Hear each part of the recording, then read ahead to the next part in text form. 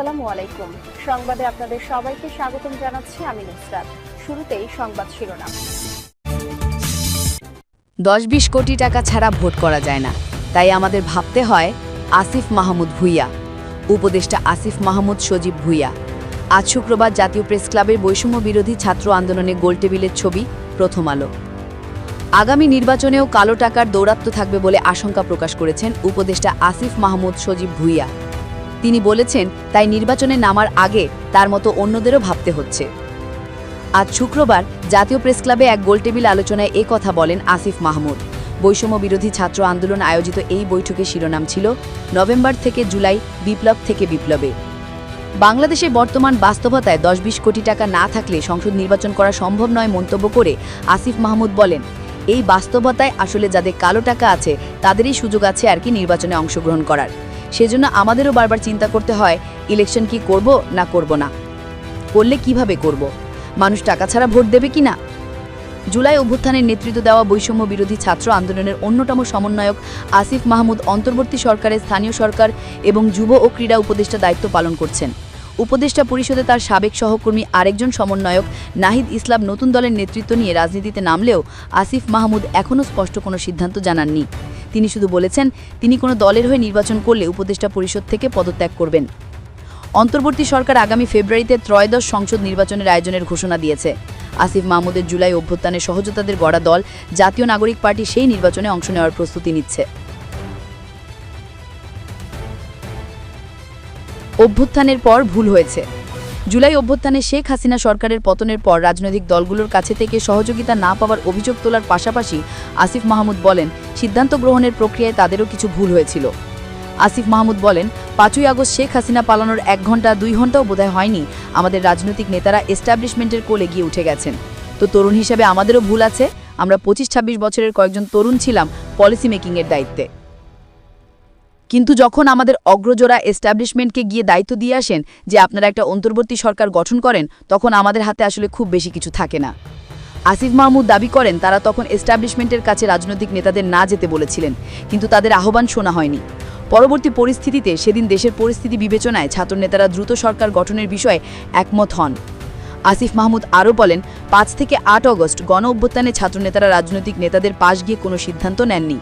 তাদের সমর্থন ছাড়া একেবারে এককভাবে কোনো সিদ্ধান্ত নিলে সেটার পরিণতি কেমন হবে সেটা বোঝাও তরুণ ছাত্রনেতাদের জন্য কঠিন ছিল।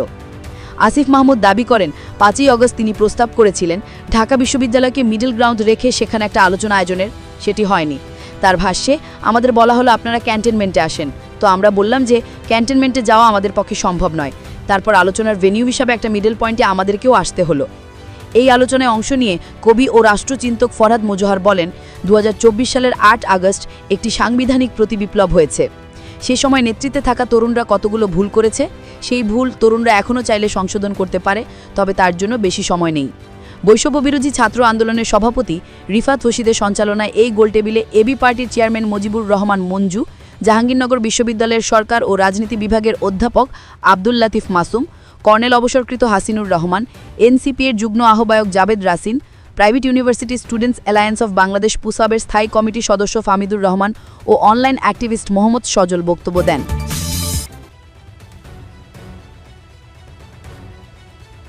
শেখ হাসিনার জন্য ভারত ঠিক কত দূর যেতে রাজি? গত বছরের 5 অগস্ট সন্ধ্যায় শেখ হাসিনা যখন দিল্লির উপকণ্ঠে হিন্ডন বিমান ঘাঁটিতে এসে নামেন, ভারতের ধারণা ছিল এটা একটা স্টপ ওভার, আর তার মেয়াদ বড়জোর 6-7 ঘন্টার জন্যই। সেই ভুল ভাঙতে অবশ্য দিল্লির সময় লাগেনি।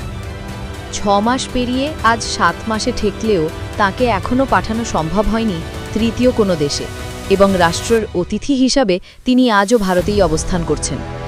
তবে একটা প্রবল অনিশ্চয়তার মধ্যে এতদিন কেটে গেলেও তাকে নিয়ে ভারত কি করতে চাইছে আনুষ্ঠানিকভাবে তার বিন্দুমাত্র কোনো আভাস দিল্লি কিন্তু দেয়নি। অতিথি হিসাবে থাকলেও তিনি এখনও কিন্তু ভারতের রাজনৈতিক আশ্রয় পাননি। তাকে সোশ্যাল মিডিয়াতে দলের নেতাকর্মীদের উদ্দেশ্যে ভাষণ দিতে অনুমতি দেওয়া হচ্ছে, এটা যেমন ঠিক, তেমনি গত মাসেই ভারত কিন্তু শেখ হাসিনার বক্তব্য থেকে নিজেদের দূরত্বও বাড়িয়েছে। রীতিমতো বিবৃতি দিয়ে ভারত জানিয়েছে শেখ হাসিনা যা বলছেন তা পুরোপুরি ইন্ডিভিজুয়াল ক্যাপাসিটিতে বা তার ব্যক্তিগত পরিসর থেকে বলছেন, এর সঙ্গে ভারতের অবস্থানের কোনো সম্পর্ক নেই।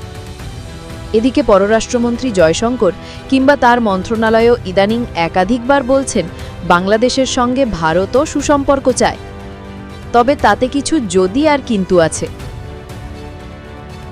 শেখ হাসিনা নিজে যদিও তার সমর্থকদের উদ্দেশ্যে বাংলাদেশে ফেরার কথাও বলছেন, তবে ভারত বাংলাদেশে তার ব্যক্তিগত রাজনৈতিক পুনর্বাসনে সহায়তা করবে এমন কোনো ইঙ্গিত দেয়নি।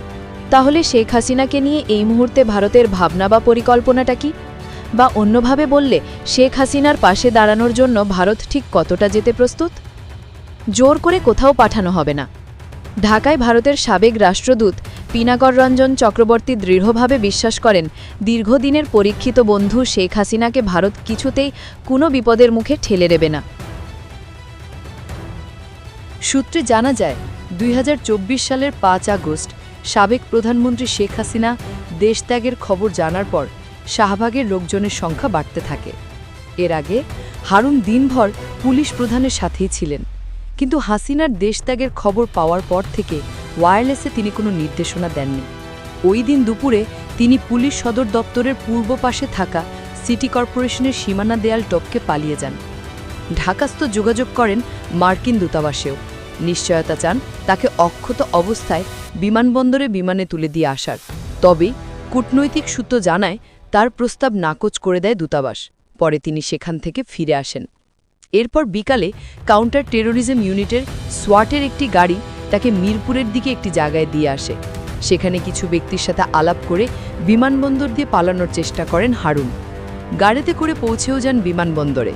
তবে বিমানবন্দরের টার্মিনালে প্রবেশের আগেই জনতা তাকে দেখে চিনে ফেললে মারধরের শিকার হন। গুরুতর আহত অবস্থায় তাকে সেখান থেকে নিয়ে যাওয়া রাজধানীর একটি বিশেষায়িত হাসপাতালে।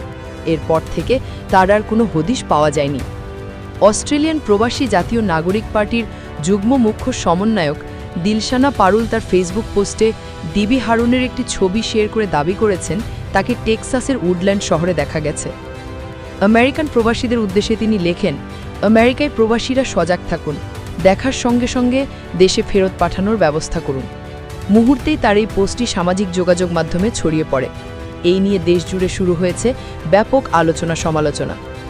ইনকিলাব মঞ্চের মুখপত্র শরীফ ওসমান হাদি সাবেক পুলিশ কর্মকর্তা ডিবি হারুনের ওই ছবি নিজের ভেরিফাইড ফেসবুক আইডিতে শেয়ার করে প্রশ্ন তুলেছেন, ঢাকায় ধরা পড়া ডিবি হারুনকে আমেরিকায় পাঠিয়েছে কারা? এনসিপির যুগ্ম সদস্য সচিব SM সাইফ মুস্তাফিজও ডিবি হারুনের ওই ছবি শেয়ার করে ফেসবুকে পোস্ট দিয়েছেন।